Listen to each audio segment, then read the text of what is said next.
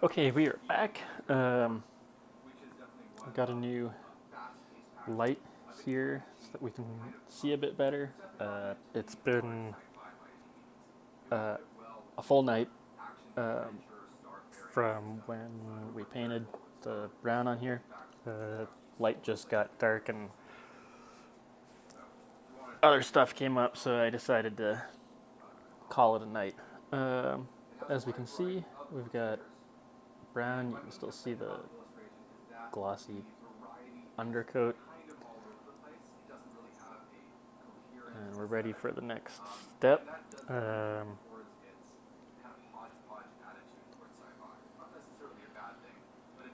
So the next step, we are going to do a technique called uh, overbrushing or heavy dry brushing or uh, wet brushing. We're going to be using the gold brown. Um, I'll get to that in a second. Uh, Sorry, not gold brown. Gold brown's our main color.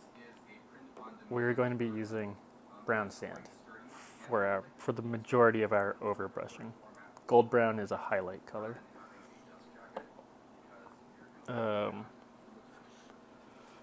I also grabbed a few of the colors for the accessories. The cape we're going to do in dark red. On Vim, Vim's got some this fur thing and a loincloth. That's going to be stone gray. This is a Vallejo paint. It was just specifically packaged for Flames of War.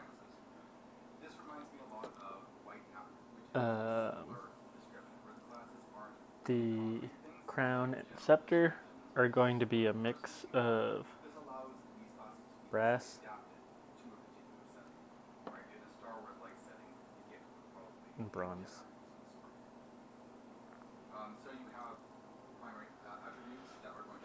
And then I don't know where the paint got themselves to. They probably fell on the floor. The staff's going to be wood. That's going to be some sort of stone color, like a London gray or something. Then I've got some paint for the feather in his hair, and we'll get to that later. But first, we're gonna carry on with just getting all the fur done, and then afterwards we'll come back and deal with the accessories. And I'm not. There's a few spots on here where you can see some of the in his inner thigh. There's a little bit of the primer still showing through. That's not going to be a huge problem because this next technique will very likely cover that. So again, we need to shake the living hell out of this. I haven't used this paint in a while, so I didn't put a ball bearing in it. So it's probably going to take a little bit to shake up.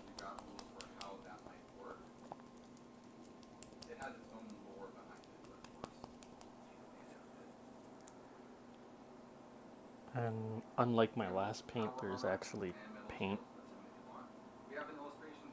in here. It's still a little bit thin. So we'll try and get that shook up a bit harder. There we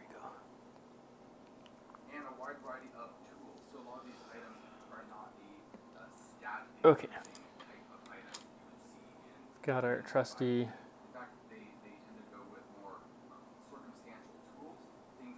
size to Series 7. Just gonna get some water on.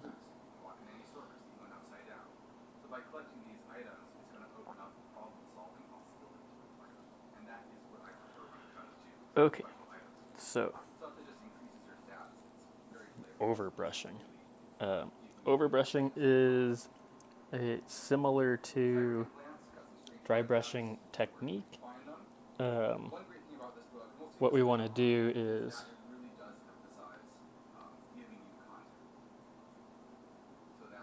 um, we want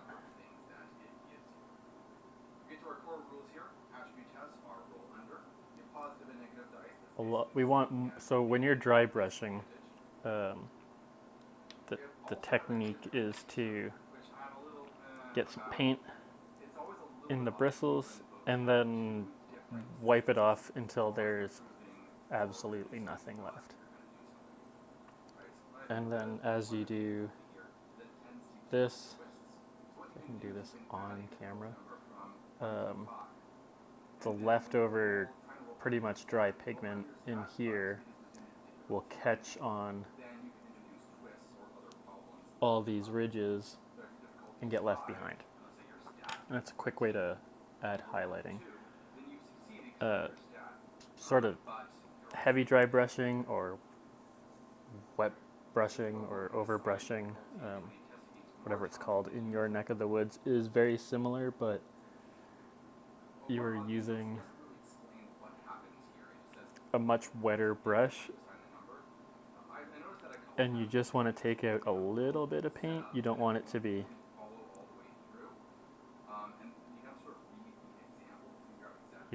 it to be too loaded, so that because otherwise we'll just be painting lighter brown over all this brown. And what we want to be doing is getting this paint on top of everything without necessarily getting into all the recesses. So this, just make sure we, I mean,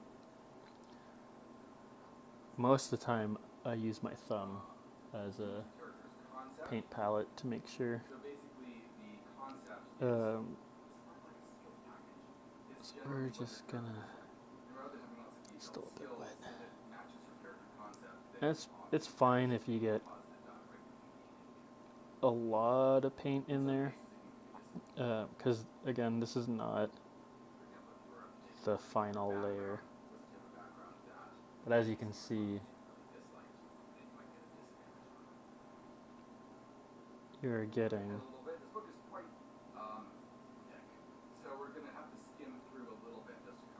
right, so you're still seeing a lot of that brown, the black brown underneath.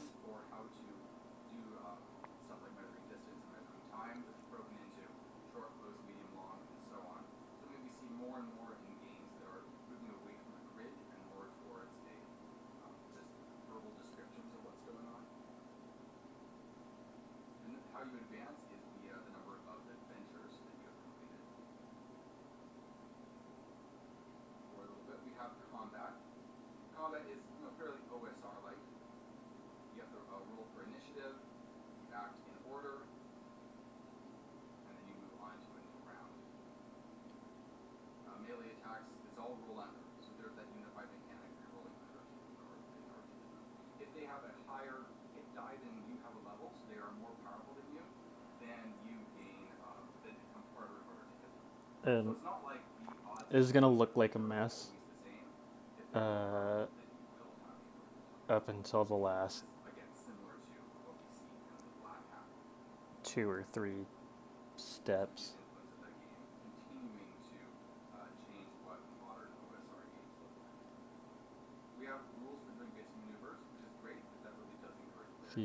The washes that we use will tie a lot of these colors together.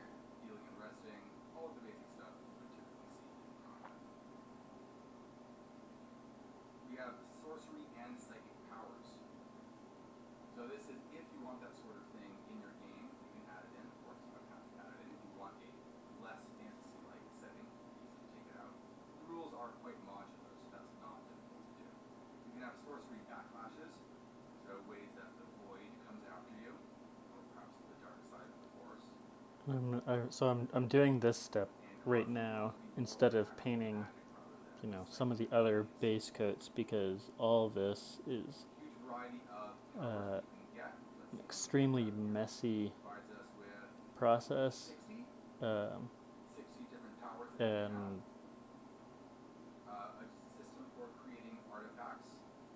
we don't want all this stuff to get. This process will make a mess of any other steps that we use.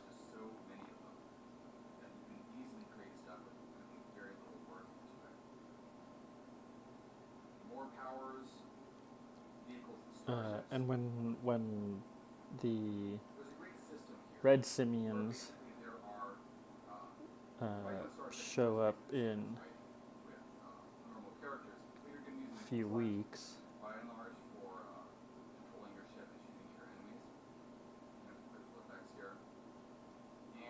we will look at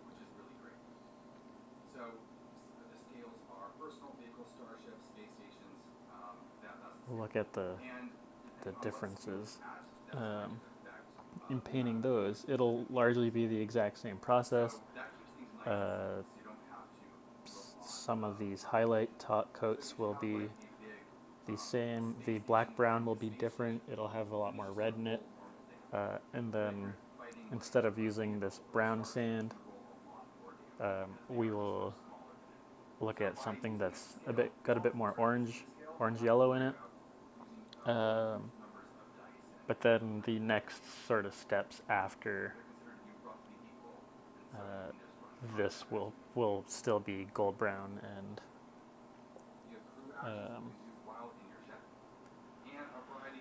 the buff color.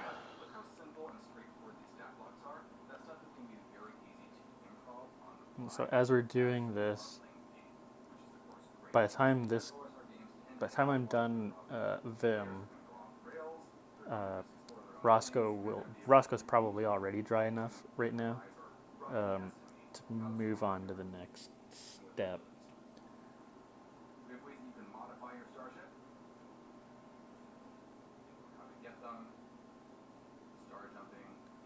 So really, we just want to make sure that the brush is damp, but it's not fully loaded with water, so that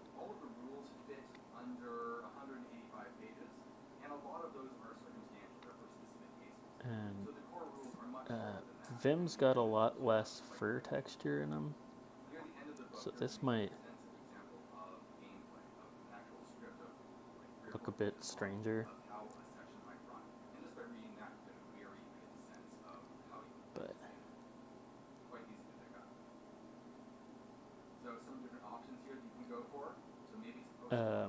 I also don't really recommend using this brush. This brush is probably not the brush to be doing this technique with. I am trying to be careful with it, so I'm not like jabbing and stabbing. I am brushing fairly lightly over the surface of everything.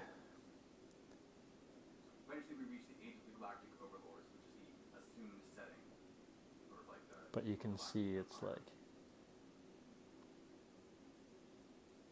needs to sit in some cleaner and conditioner and get restored.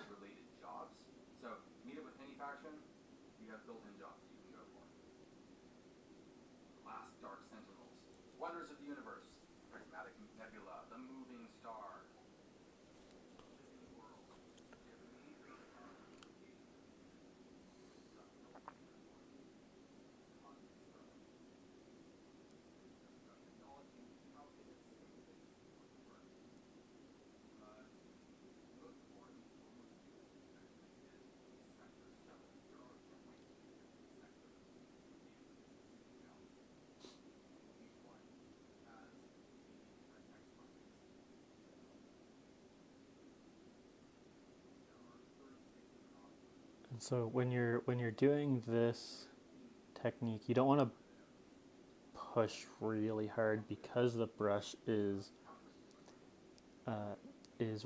wet. You can, like I can paint streaks, which is not what you want showing up.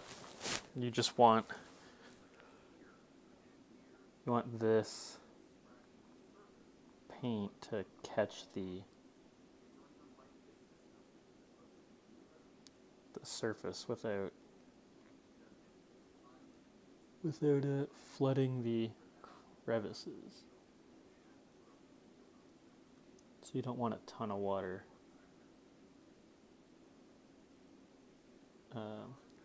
And usually when I recharge the brush and get the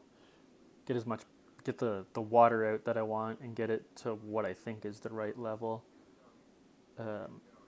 I will brush in a sort of a hidden spot, or a spot that's easier to paint over again, in case there's in case there's too much paint or there's too much water in the brush.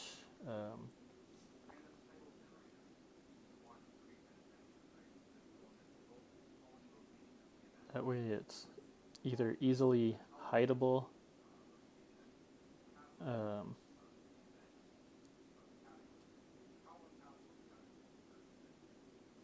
or it's easily correctable.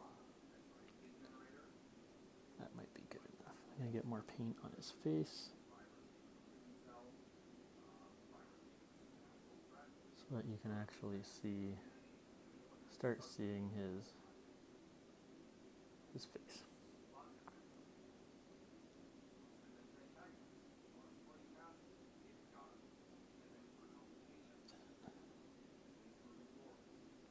Color into his ribs. Get some more on top of his noggin.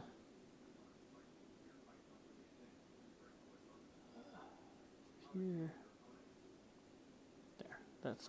That's good enough. Now I'm gonna clean out this brush, because every other step after this is going to be dry brushing with a less than good brush.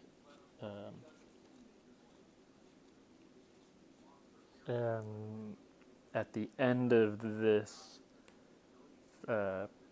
video, or maybe as a separate tutorial video, I'll show you how to just clean the brushes when you're done using them for a few days, because these are natural hairs. You do want to keep them clean and conditioned. That way, stuff like these split tips, we need to get that back into a nice point. Okay. Next up, now we're just going to be doing some dry brushing, and that's going to what we're going to do is we're going to dry brush gold brown, and then we are going to create. So this will be our first highlight, and then we will do a 50-50 mix of the gold brown and the buff. That's going to be our second highlight. And then our third highlight is just going to be adding more of the buff into our gold brown buff mix. And we will just rotate our compact disc a bit to get a new dry spot.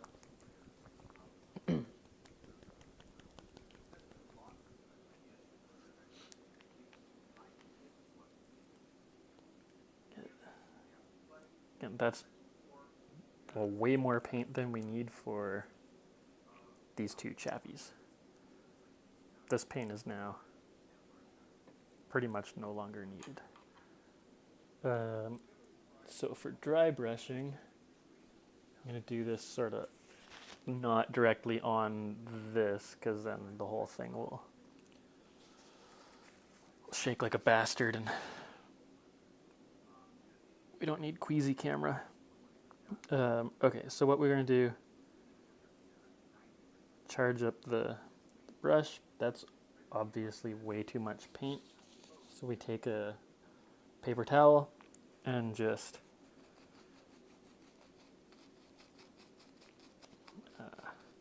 some people like to say that we're working the paint through the bristles, but what we are doing is removing as much moisture and paint from the bristles as possible.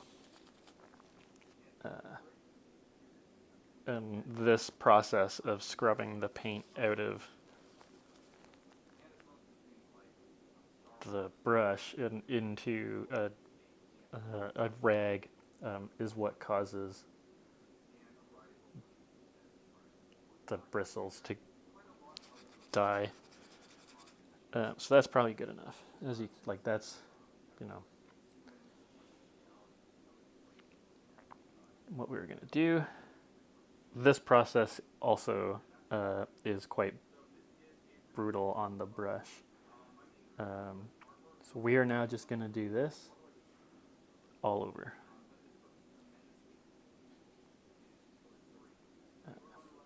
Again, this is why this is a messy process. I don't want the gold brown on this.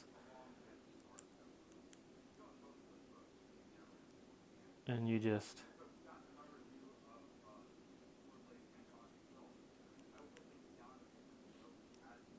it's probably going to be difficult to see on camera. You might start seeing some color changing, but probably not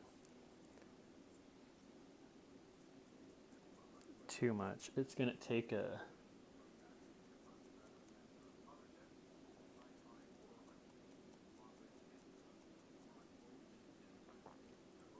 and so this process, I'm actually pushing quite hard into the model.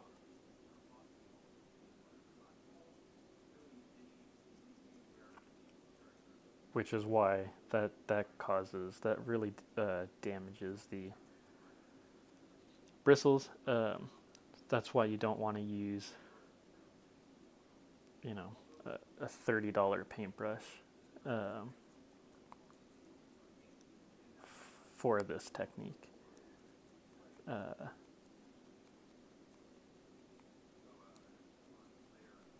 And that's like that's any of these sort of chisel shaped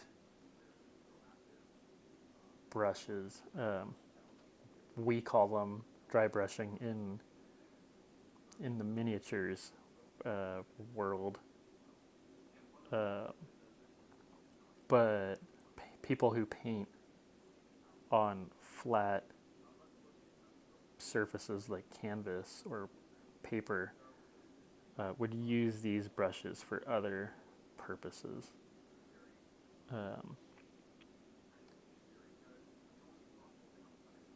Really, all a dry brush is a flat or chisel shaped instead of flat. You get a chisel shape on the tip. Stiff haired brush.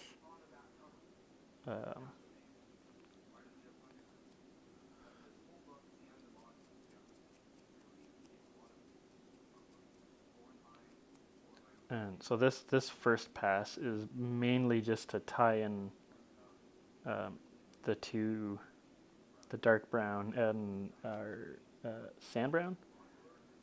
So that's probably good for that one.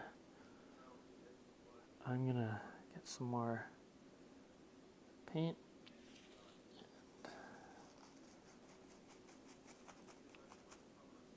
maybe go slightly heavier for this guy for no real reason, just to add a little bit of variation.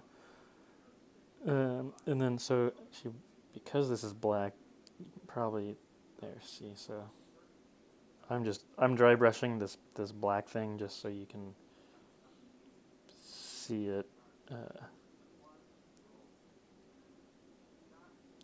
pop up.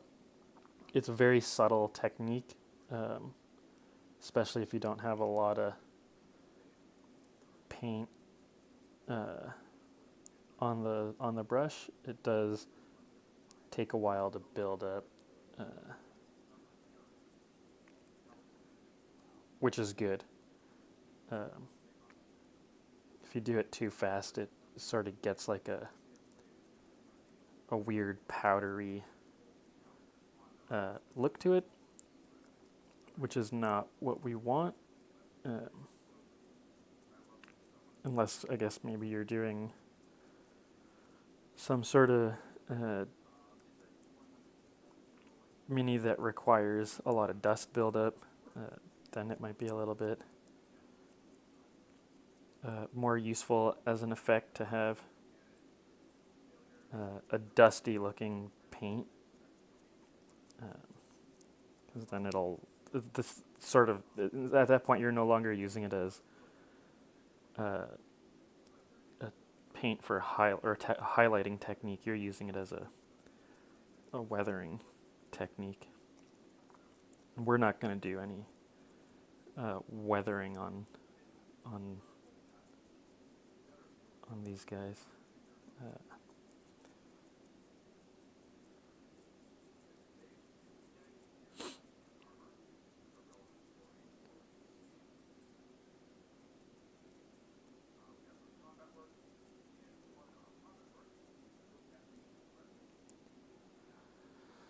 Okay, so he's now suitably yellow. We're going to move on to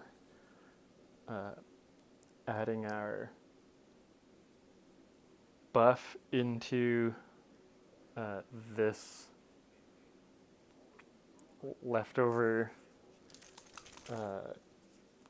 gold brown.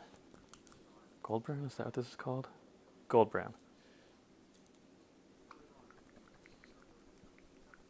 We'll get this one shook up, shaken up. Try and get a roughly equal size blob down.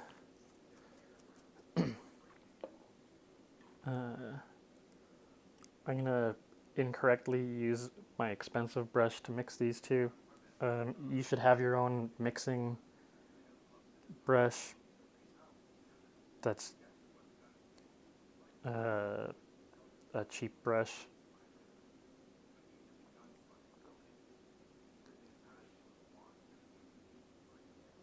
There, so that's get as much of this off my brush as possible, because I'm not gonna, this little pile of paint here is perfect.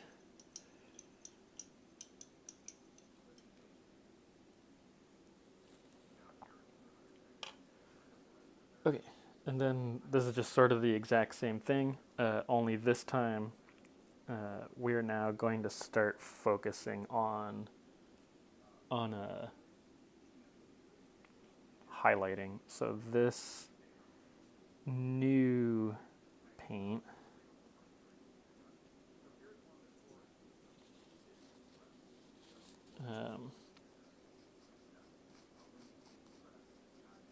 as you can see, maybe this is a little bit brighter than this.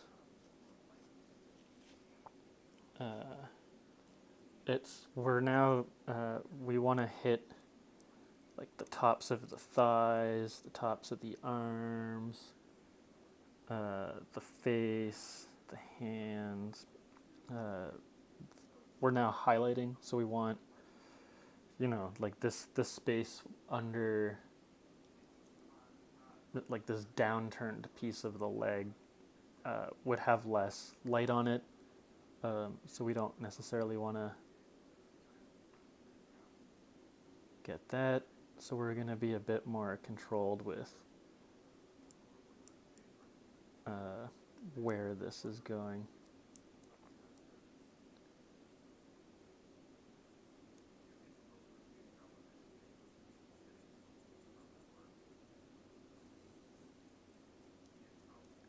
And then so the back of the ankle, because his leg is so far stuck back that you're gonna get light on the back here.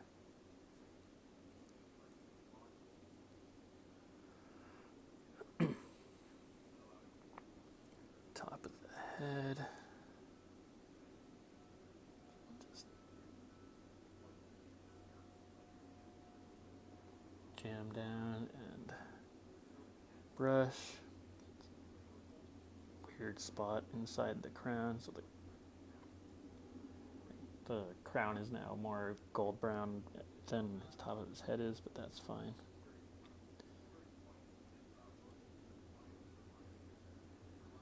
Okay, that's good for him. Move over to Vim. I think that's his name. I hope that's his name. Maybe it's something else. Probably don't need to recharge, but we can. And again, we're just trying to hit the spots where the sun would throw light. So, top of the head, top of the face,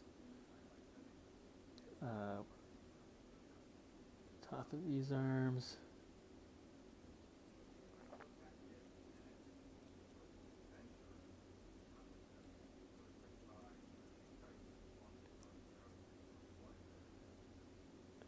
A little bit across the top of the shoulders. Back of the leg.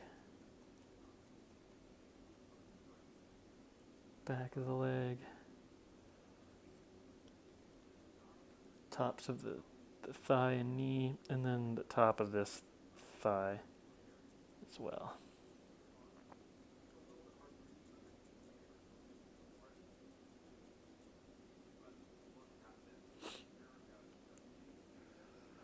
Cool, that's that one. And then our final dry brushing. We're going to mix this, the remainder of our gold brown and buff with the rest of this buff. So we're gonna get, might have to add a little bit of, just like a single dot of gold brown. That is mostly an air bubble that just went down. So that's there. So this is probably, at this point, 3 or 4 parts buff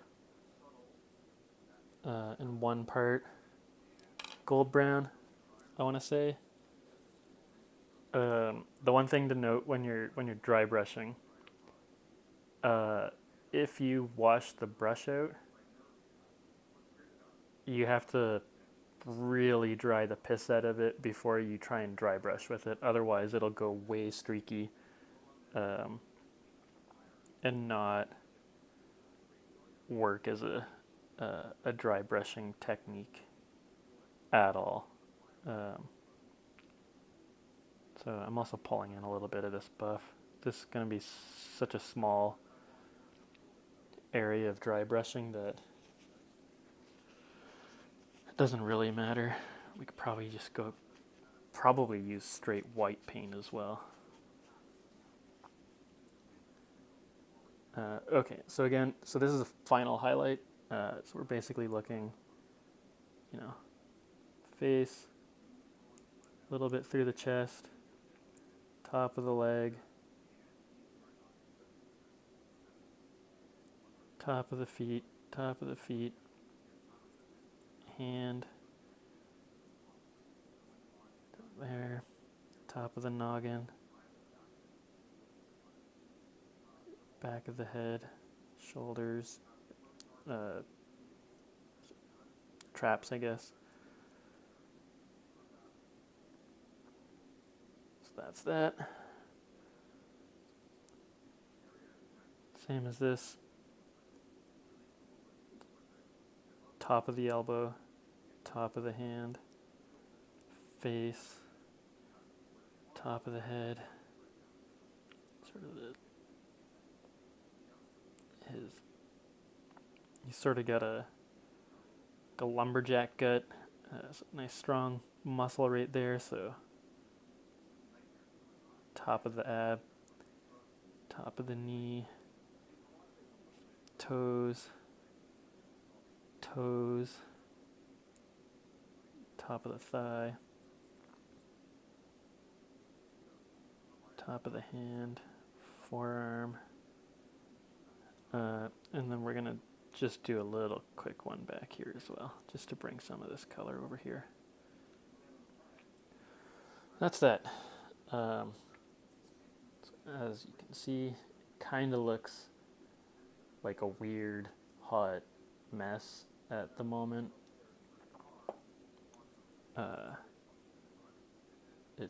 It's yellow. Well, it's more yellow on camera than it is in real life, but it's still pretty yellow. We're gonna let these dry for like 30 minutes. It's dry to the touch, but we want the paint to cure up quite a bit, because the next step is going to be using washes, and we want to make sure that the paint that's on there is cured, because these are really wet, and we'll be able to reactivate the acrylic if they're not fully cured. So the next step, we're going to get a skin wash. What we're going to do with that is paint up the face, paint up the belly, maybe the feet, basically where like the fur of the simian is a bit thinner and you can see through to the flesh, or in this case, so in Rosko's case, like his face does not have fur right there. His belly does, so we will go a bit lighter with the wash on his belly. Over here, though, his whole front is bare, so we'll do like the face and the whole chest, biceps, hands and feet with the flesh, and that'll pull in some more red. And then after that, what we will do is get brown wash on it, which will pull all the colors together. We're basically using this as more of a glaze, not necessarily a wash. So we want to tint the whole surface color, which will tie all these disparate colors together. And then the last step will be to take the black wash with a little bit of brown wash in it, and use that to just do a little bit of shading. And then it'll be done. Well, the fur will be done. And then we will have to work with the accessories. Okay, we'll be back when those have had a chance to cure a bit longer for some washing. See you in a minute.